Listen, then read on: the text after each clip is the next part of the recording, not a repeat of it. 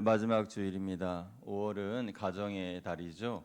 가정의 달 우리가 아까 장로님 기도해 주셨듯이 첫째 주는 어린이 주일로, 두 번째 주일은 어버이 주일로, 또 셋째 주일은 우리 청년 주일로, 맞죠?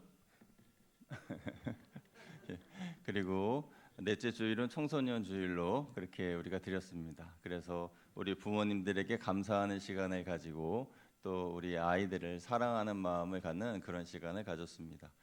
그렇게 오늘 5월 마지막 주일을 보내면서 오늘은 가정에 대한 말씀을 조금 더 나누려고 합니다.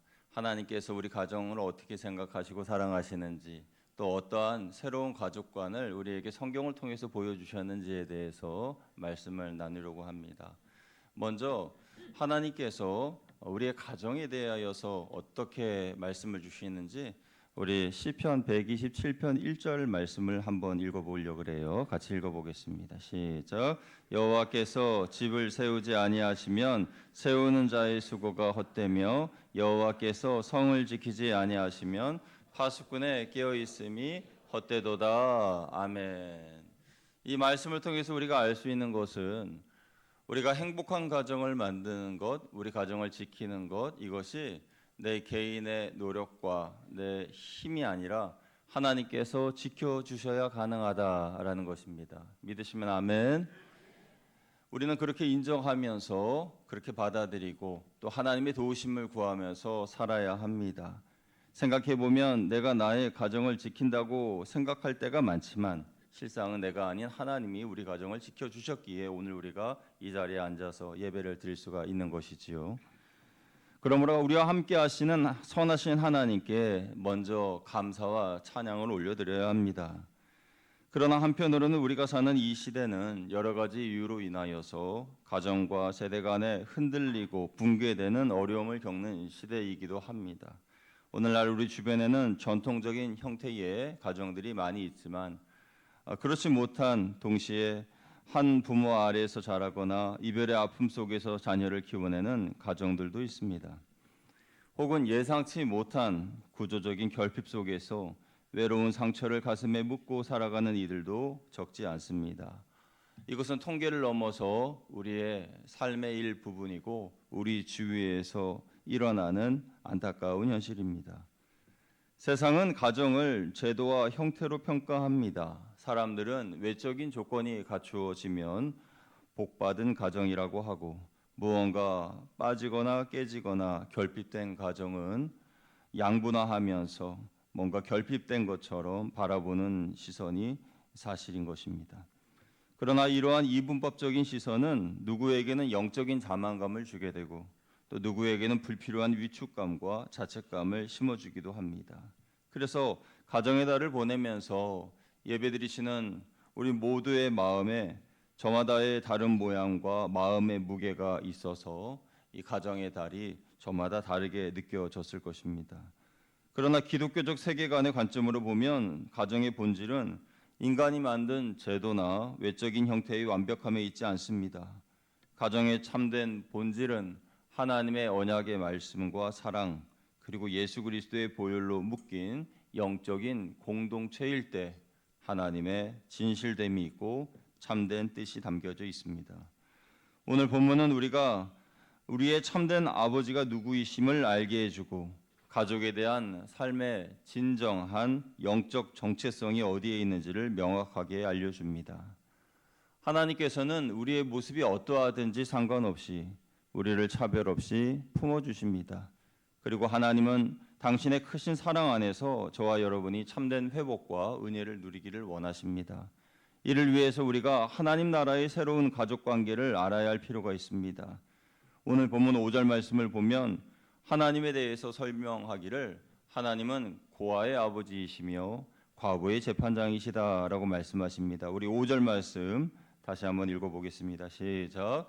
그의 거룩한 처소에 계신 하나님은 고아의 아버지시며 과부의 재판장이시라. 아멘.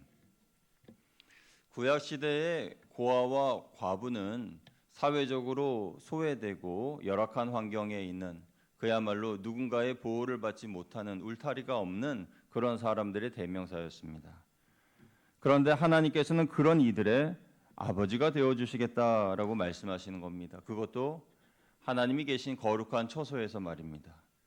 하나님이 계신 거룩한 처소는 어디입니까? 그곳은 하늘에 있는 거룩한 보좌를 말하는 곳으로 사람들이 감히 범접할 수 없는 곳입니다. 인간들이 그곳을 향해 나아갈 수 없으니 하나님께서 인간이 되어 직접 찾아오셨죠. 하나님께서 이 땅에 오셔서 높은 보좌가 아닌 낮고 천한 자리에 오셔서 소외된 자들의 아버지가 되어 주신다라는 말씀입니다.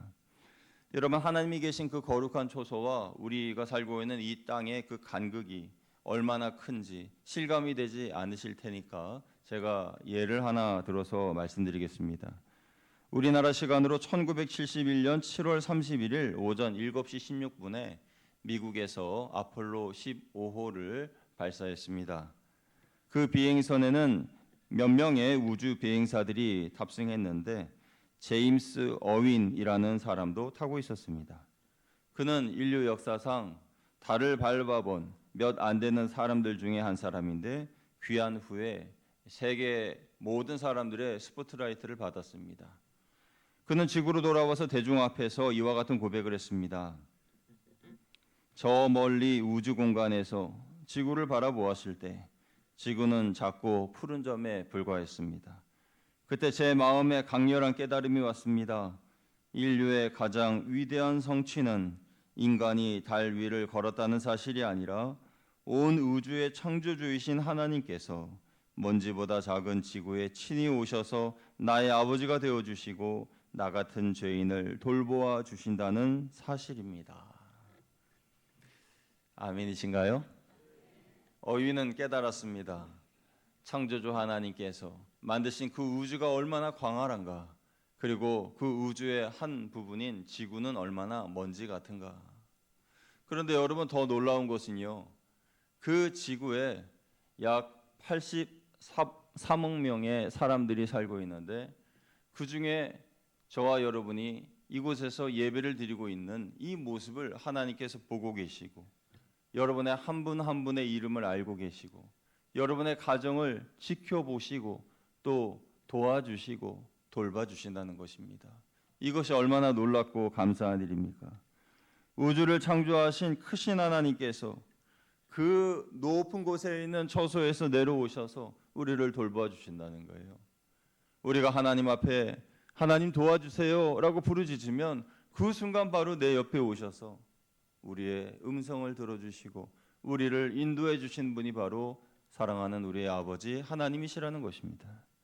여러분, 높은 곳에만 계시는 하나님이 아니라 멀리 계신 하나님만이 아니라 바로 내 옆에 계셔서 나와 함께 하신 하나님, 그 하나님이 우리가 믿는 아버지 하나님이십니다.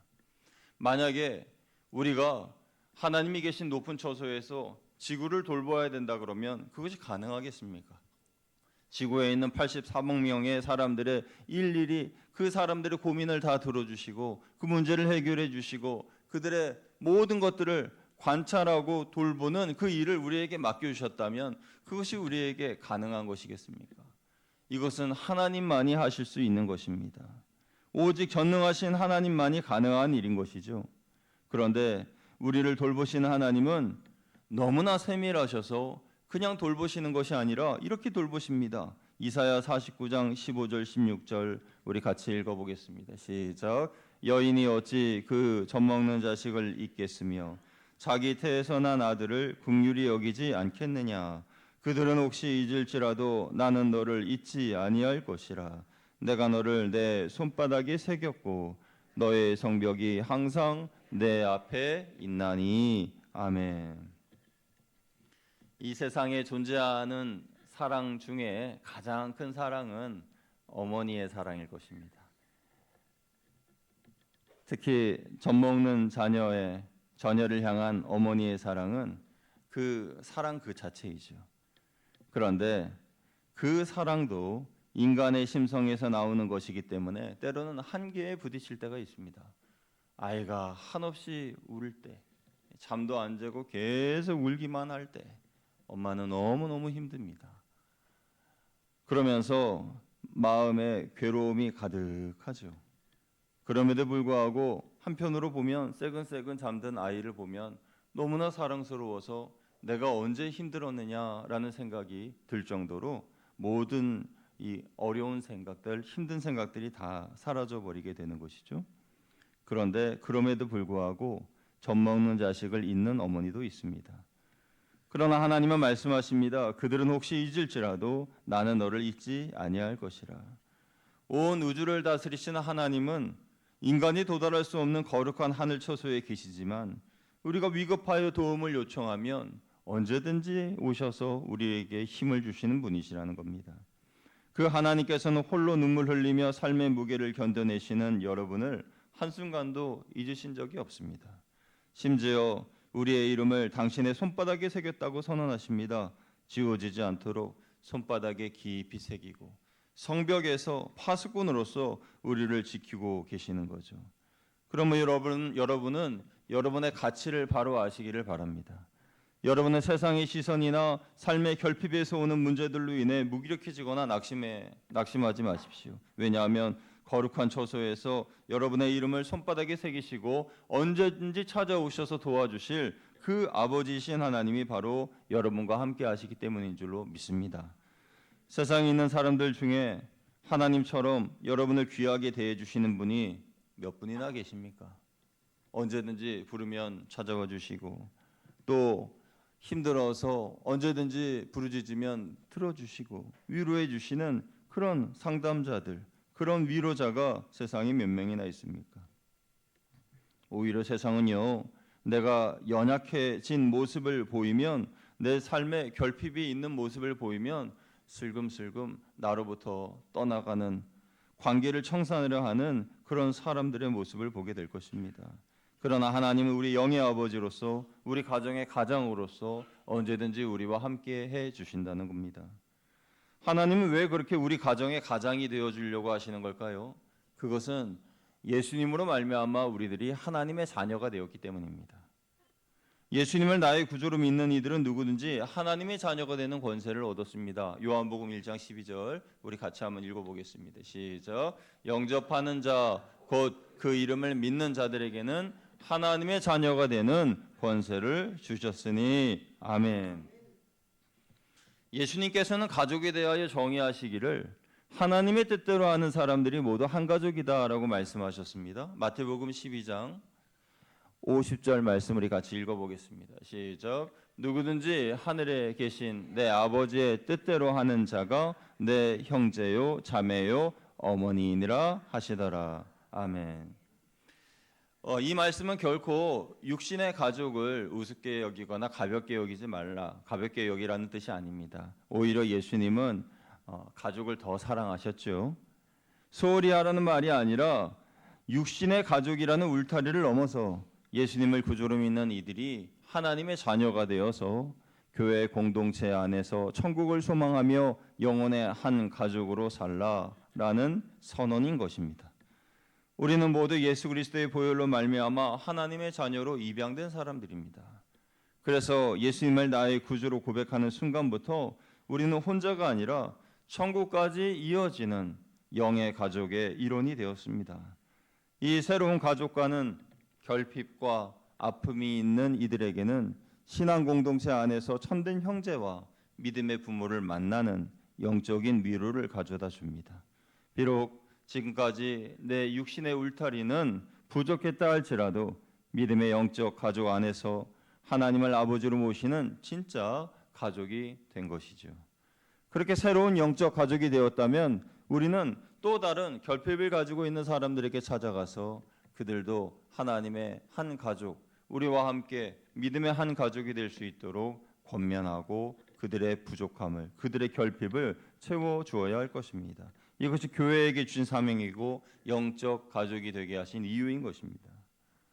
하나님께서는 교회라는 확장된 영적 가족 공동체를 통해서 결핍으로 고통당하는 이들을 다시 살리기를 원하십니다.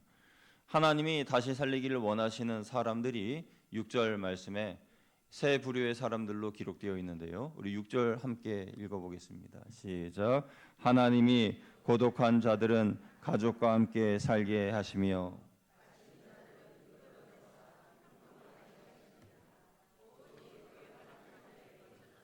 메마른 땅이로다. 아멘.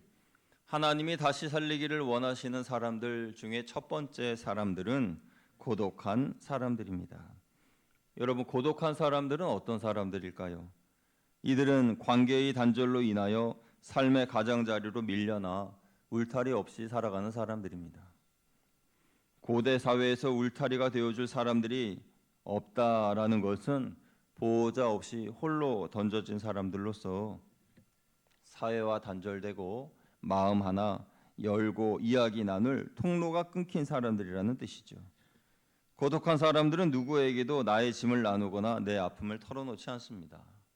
그들은 평생 누구의 지지를 받아보지도 못했고 응원을 받아보지도 못했습니다. 그러다 보니까 사람들과의 벽이 한 층, 두 층, 세 층 점점 높이 쌓여져가만 갔지요. 이들은 사람들뿐만 아니라 하나님이라는 내 영혼의 아버지가 계심에도 하나님을 떠나 단독자로 살고 있습니다. 그래서 이들에게는 하나님의 개입이 절실하게 필요합니다. 하나님은 이와 같은 고독한 사람들이 영적 가족을 만나기를 원하십니다. 그런데 재미있는 것은요, 이 6절에 고독한 자라고 하는 이 히브리 단어가 예히드라는 단어인데, 이 예히드라고 하는 단어가 다른 말로는 독자라는 뜻이에요. 독자, 하나밖에 없는 독자, 하나밖에 없는 내 아들, 하나밖에 없는 내 딸, 이런 뜻입니다. 그래서 하나밖에 없기 때문에 더 영적 가족을 만들어주고 싶으신 거예요. 하나님의 입장에서는 그들이 나의 소중한 하나밖에 없는 귀한 자녀이기 때문에 그를 교회의 공동체로 만나게 하여서 회복시켜 주시려는 것이 하나님의 뜻인 것입니다. 여러분, 꼭 피를 나누어야만 가족이 되는 것일까요? 세상 사람들 중에는 피를 나누지 않아도 한 가족이 되어서 행복하게 사는 사람들이 많습니다. 하물며 예수의 피를 공유한 교회 공동체가 왜 가족이 될 수 없겠습니까? 육신의 울타리가 흔들려서 홀로 눈물 짓는 지체가 교회 안에서 믿음의 어머니를 만나고 영적인 형제 자매를 얻게 하심으로 자신의 외로움과 결핍을 사랑으로 채워나가는 것이 하나님이 원하시는 고독한 자들과 함께 살게 하시는, 가족과 함께 살게 하시는, 고독한 자들 가족과 함께 살게 하시는 구체적인 방법인 것이죠. 두 번째로는 갇힌 자들이 있습니다. 우리가 살아가는 이 세상에는 갇힌 채 살아가는 사람들이 많이 있습니다. 그들은 어디에 갇히게 된 걸까요? 저마다 갇혀 있는 모습은 다르지만 공통된 것은 자기의 힘으로는 그곳에서 빠져나올 수가 없다라는 것입니다. 첫 번째, 그들이 갇혀 있는 곳은 죄와 사망이라는 감옥입니다. 죄와 사망에 갇혀 있는 사람들은 스스로 그곳으로부터 벗어날 수 없습니다. 죄의 문제, 사망의 문제는 인간은 스스로 해결할 수 있는 문제가 아니에요. 오직 예수님을 만나야만 해결받을 수 있는 것입니다. 어떤 이들은 상처와 자책에 갇힌 사람들도 있습니다. 과거의 아픔과 깨어진 관계로 인한 상처. 그래서 끊임없이 자신을 자책하면서 사람으로부터 스스로를 격리시키고 늘 생각하기를 내가 잘못해서 우리 가정이 이렇게 된 거야. 내가 잘못해서 이렇게 된 거야. 이런 생각을 합니다. 그런 생각이 그를 더 깊은 곳에 가두게 됩니다. 결핍의 감옥에 갇힌 사람들도 있습니다. 홀로 삶의 문제를 혼자 지탱하고 감당하느라 경제적으로, 시간적으로 여유가 없이 살다 보니까 하루하루가 무기력해지고 처음에는 살아야 되겠다는 생각을 하고 살지만 나중에는 내가 왜 살아야 되는지에 대한 이유도 목적도 모른 채 삶의 의미를 잃어버린 채 살아가게 됩니다. 그들은 오늘도 생존이라는 무거운 창살 아래 갇혀 신음하며 살고 있습니다. 그런데 하나님께서는 그렇게 갇혀있는 사람들을 그곳으로부터 끌어내셔서 형통하게 하겠다라고 말씀하시는 겁니다. 여러분, 우리 다시 한 번 더 6절 말씀 함께 읽어보겠습니다. 시작. 하나님이 고독한 자들은 가족과 함께 살게 하시며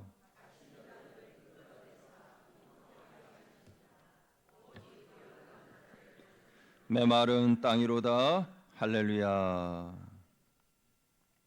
고독한 사람들도, 갇힌 사람들도 그곳에서 끌어내어서 형통하게 하겠다 하신 것이 하나님의 뜻입니다. 여러분, 하나님이 개입하시면 그곳에서 벗어날 수 있는 줄로 믿습니다. 예수님을 만나면 모든 문제가 해결되는 줄로 믿습니다. 그러나 하나님이 해결하지 못하시는 그런 사람도 있어요. 그 사람들은 거역하는 사람들입니다. 세 번째 사람들, 거역하는 사람들입니다. 6절 하반절은 다음과 같은 준엄한 경고로 말씀을 맺습니다. 오직 거역하는 자들의 거처는 메마른 땅이로다. 여기서 거역하는 자, 이 사람들은 어떤 사람을 말하는 것일까요? 그들은 하나님께서 찾아오셔서 영적 자녀로 입양해 주시려 할 때에 내가 왜 당신의 자녀가 되어야 합니까? 라면서 하나님을 거부한 사람들입니다. 그들은 고독한 자신을 독자처럼 생각해 주시며 교회라는 영적 가족 구성원으로 묶어주시려고 할 때에 교회를 욕하며 끝까지 하나님의 인도하심을 거부하는 사람들입니다. 그런데 그렇게 하나님을 거역하게 되면 그들의 거처는 메마른 땅이 될 것이다 라고 말씀하셨습니다. 여기서 말씀하는 메마른 땅이란 환경적인 결핍으로 인한 메마름이 아니라 용서와 사랑이 없어서 메말라진 땅을 말하는 것입니다. 그런데 그 메마름의 시작은 하나님을 거역함에서부터 시작되었죠. 만약 내 삶의 자리가 메마른 땅이라 생각된다면 어떻게 해야 할까요? 어떻게 해야 내 메마른 땅이 시냇가에 심긴 초장과 같은 그런 땅으로 바뀌어지게 되는 것일까요? 하나님께서는 골로새서 3장 13절 14절을 통해서 메마른 땅에서 벗어나는 방법을 알려주셨습니다. 우리 같이 한번 읽어보겠습니다. 시작. 누가 누구에게든지 표로 용납하여 피차 용서하되 주께서 너희를 용서하신 것 같이 너희도 그리하고 이 모든 것 위에 사랑을 더하라. 이는 온전하게 매는 띠니라. 아멘. 가정이 유지되고 온전해지기 위해 가장 필요한 것은 용서와 사랑입니다.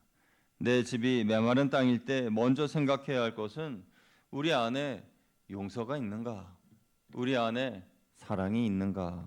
이것을 먼저 생각해야 합니다. 하나님을 거역하는 사람들이 절대 할 수 없는 것이 바로 용서와 사랑이기 때문입니다. 서로를 용납하지 못한 채, 용서하지 못한 채, 사랑의 의무를 저버린 채 그렇게 사는 가정, 그렇게 모인 공동체는 균열이 가게 됩니다. 우리가 즐겨 부르는 찬송가 405장 주의 친절한 팔에 안기세라는 이 찬송곡은 에리샤 호프만이라는 목사님이 지은 찬송가입니다. 어느 날 이 목사님이 목회하시는 교회에 한 성도가 찾아와 눈물을 흘리며 말합니다. 목사님, 제 가정은 완전히 깨졌고 제 마음은 만신창이가 되었습니다. 어떻게 해야 할까요? 그때 호프만 목사님은 이렇게 권면했습니다. 성도님, 방법은 하나뿐입니다. 성도님의 그 깨어진 마음과 아픔을 그대로 가지고 예수님 앞으로 나아가십시오. 주님께 다 아뢰십시오. 그 권면을 듣고 성도님께서 네, 그렇게 하겠습니다 결심하며 기도의 자리로 나아가는 모습을 보시면서 갑자기 큰 감동이 목사님에게 임하면서 찬송가 337장 내 모든 시험 무거운 짐을 주의 수 앞에 아뢰이며 이 찬양을 작곡하신 거예요. 가정의 문제로 시험을 당한 그 성도님은 기도 전에는 메마른 땅이었지만 자신의 모든 시험과 무거운 짐을 예수님 앞에 아뢰인 후로는 더 이상 메마른 땅이 아니었습니다. 오히려 그분의 상황은 찬송가 337장이 되어서 100년이 지난 오늘 이 시간까지도 우리 성도들에게 특히 상처 입은 가정들을 위로하면서 불려지고 있습니다. 고난의 눈물을 기도로 승화시킬 때에 그 고난은 더 이상 비극이 아니라 다른 사람을 살리는 생명의 재료로 바뀌게 됩니다. 하나님께서 여러분의 기도에 늦게 응답해 주실 수도 있습니다. 하지만 그 성도님처럼 우리의 모든 시험과 무거운 짐을 주 예수 앞에 내려놓으면 하나님은 우리의 삶을 메마른 땅이 아니라 열매 맺는 비옥한 땅으로 바꿔주시는 줄로 믿습니다. 사랑하는 여러분, 오늘 5월의 마지막 주일에 하나님은 우리의 중심을 보고 계십니다. 세상이 정한 기준에 얽매이지 마시고 나의 가정을 다른 가정과 비교하지 마시고 낙심하지 마시고 하나님만 바라보시길 바랍니다. 우리의 삶의 인간관계는 흔들릴 수 있고 때로 예기치 못한 아픔과 이별을 겪을 수 있습니다. 그러나 우리의 하늘 아버지의 집은 절대로 흔들리지 않습니다. 우리에게는 절대 흔들리지 않는 거룩하신 하늘 아버지의 집이 예비되어 있습니다. 그러므로 오늘 예배 드리신 여러분들은 딱 두 가지만 결단해 주시기를 부탁드립니다.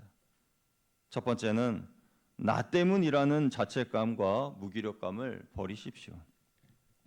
살면서 내 힘으로 안 되는 것들이 참 많습니다. 그 중에 하나가 행복한 가정을 만드는 것입니다. 내 생각과는 상관없이 내 의도와는 관계없이 삶의 여러 변화를 겪으면서 무거운 짐을 지다가 지쳐 쓰러질 때에 나도 모르게 모든 것을 다 놓아버리고 싶은 마음이 들 때가 있습니다. 그때의 일들을 생각하면서 나 때문이다라는 자책감을 갖게 되면 그야말로 무기력감에 빠지게 됩니다. 만약 나 혼자 감당해야 할 문제로 끝나면 다행이겠지만 나로 인하여 생긴 결핍이 내 자녀들에게도 영향을 미치는 것이 아닌가 걱정이 되면 부모의 마음은 찢어집니다. 그렇다 할지라도 이제는 더 이상 그런 자책감과 후회에 갇히지 마시길 바랍니다. 우리에겐 나 자신과 우리의 자녀를 기르시고 우리의 미래를 책임져 주시는 하나님이 계시기 때문입니다. 그분이 내 가정을 지켜주시고 세워주십니다. 오늘 본문 5절에서 약속하신 것처럼 하나님이 친히 고아의 아버지가 되어주시고 과부의 재판장이 되어주신다 약속하셨습니다. 다만 내 삶이 메마른 땅이 되지 않도록 하나님을 거역하지 마시기 바랍니다. 어떻게든 하나님 편에 붙어만 계십시오. 그러면 하나님이 해결해 주실 겁니다. 여러분의 하나님을 경외하고 믿음으로서 있기만 한다면 여러분의 메마름은 상처가 아니라 결핍이 아니라 하나님의 신실한 영광의 통로로 바뀌게 될 줄로 믿습니다. 두 번째 부탁드릴 것은 감사함으로 영적 울타리를 넓히시길 바랍니다. 감사는 행복의 문을 행복을 여는 문이라 그랬어요. 행복을 활짝 여는 문, 그것이 감사입니다. 지금 내게 결핍이 있어도 감사하고 없어도 감사하고 내 마음이 지금 평안해도 감사하고 불행해도 감사하고 일단 다른 건 몰라도 여러분에게 거향교회라는 울타리가 있음이 감사하지 않습니까? 우리에게는 하나님의 허락하신 교회라는 든든한 영적 가족이 있습니다. 교회 안에서 외로워하는 지체들, 홀로 무거운 짐을 지고 가는 성도들이 서로를 용납하고 주님의 사랑으로 무거운 짐을 함께 나누어 질 때 교회는 육신의 가족의 결핍을 채워주는 하나님 나라의 새로운 가족이 될 줄로 믿습니다. 이번 한 주간 어떤 형편에 있든지 나를 버려두지 아니하시고 친히 찾아오셔서 아버지가 되어주시는 하나님, 그 하나님의 완전한 사랑 안에서 참된 위로를 얻으시기를 주님의 이름으로 축복합니다. 그리고 그 사랑으로 서로의 짐을 나누어지며 참되신 하나님 나라의 가족을 이루어가는 우리 거향교회 모든 성도님들 되시기를 주님의 이름으로 축원드립니다. 함께 기도하겠습니다. 하나님 아버지, 나 때문이라는 자책감과 무기력감을 버리고 감사함으로 우리 가정의 영적 울타리, 우리 교회의 영적 울타리를 더 넓힐 수 있도록 인도하여 주시옵소서. 언제든지 부르짖으면 찾아와 주시고 나를 만나 주시고 위로해 주시고 새 힘을 주시는 하나님 아버지, 그 하나님 아버지를 의지하며 살아가는 이번 한 주간 되게 하시고 우리들의 모든 부족함을 채워 주시옵소서. 우리 주 예수 그리스도의 이름으로 감사하며 기도드리옵나이다. 아멘. 함께 찬송가 419장 찬양